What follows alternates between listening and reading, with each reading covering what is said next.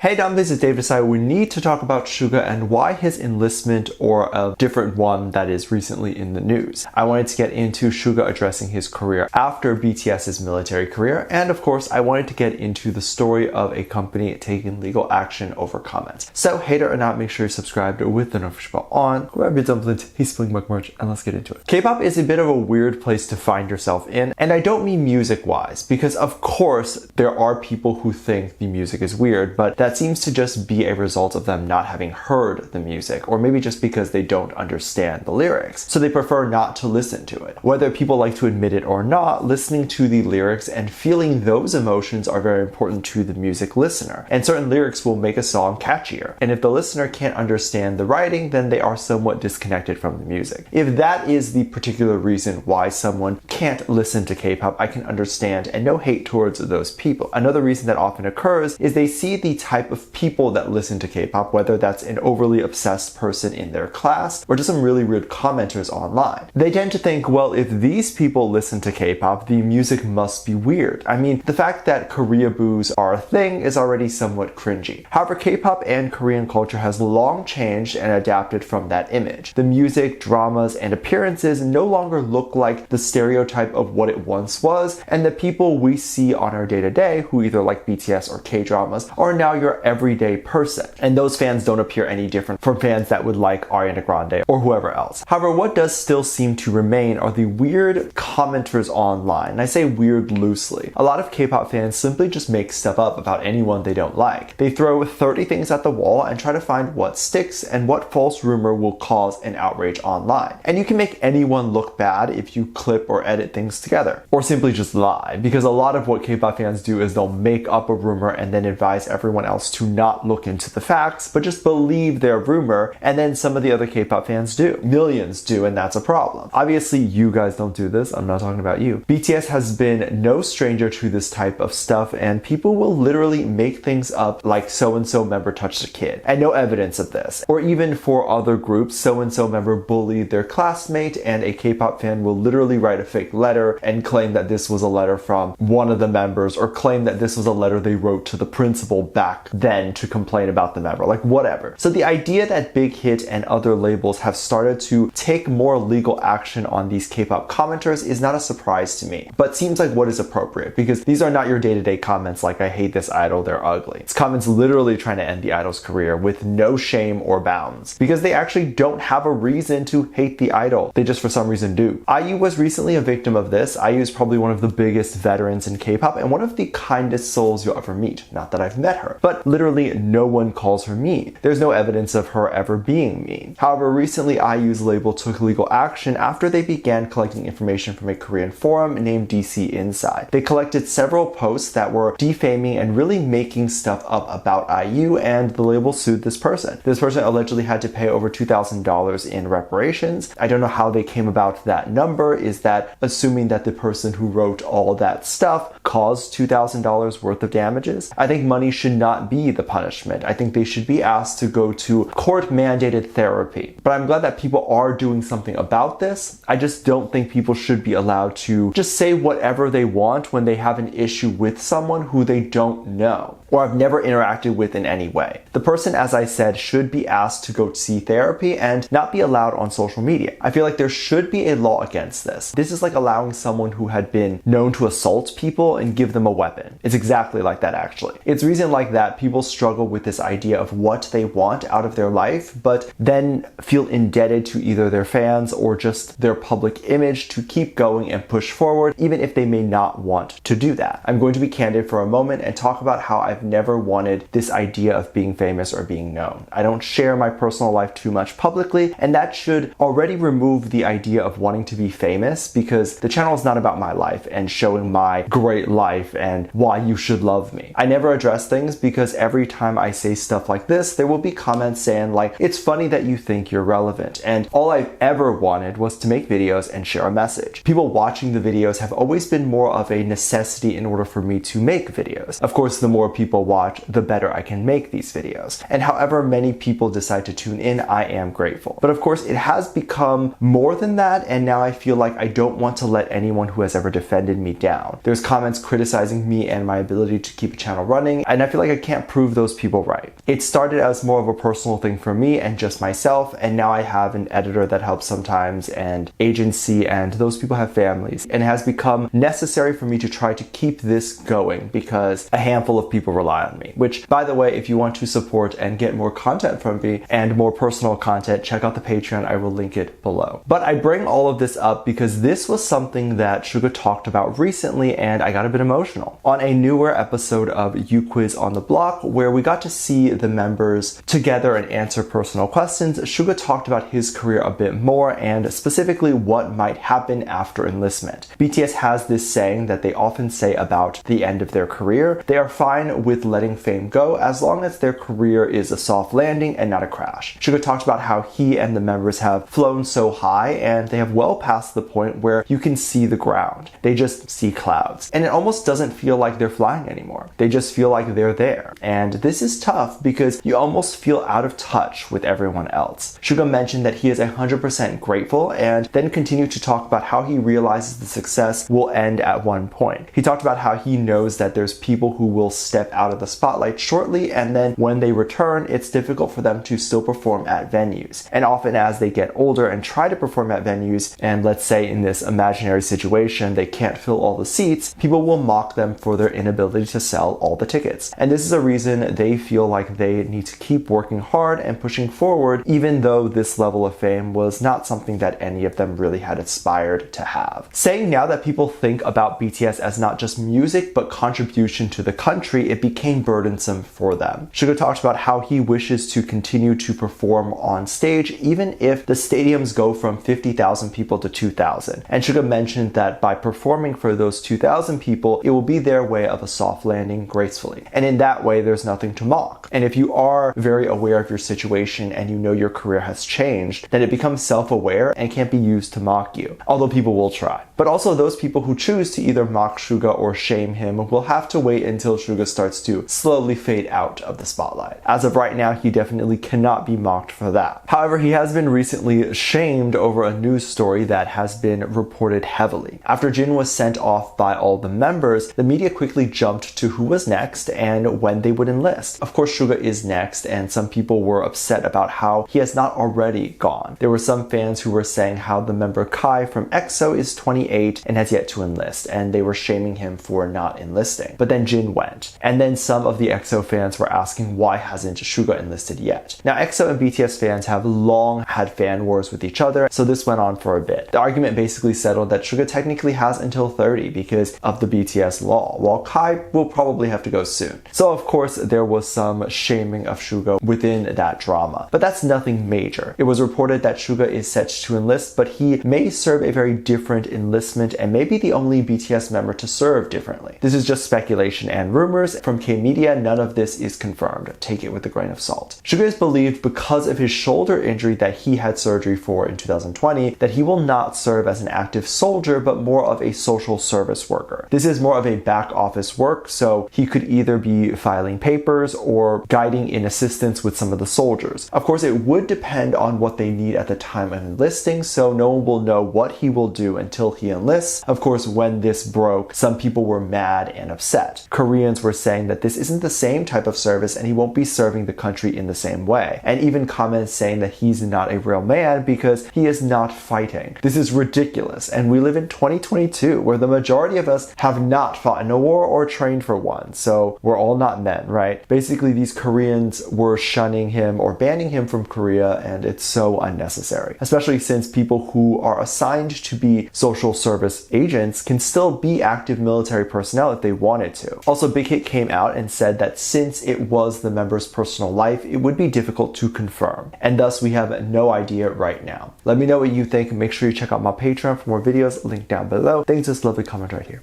Love you. Bye.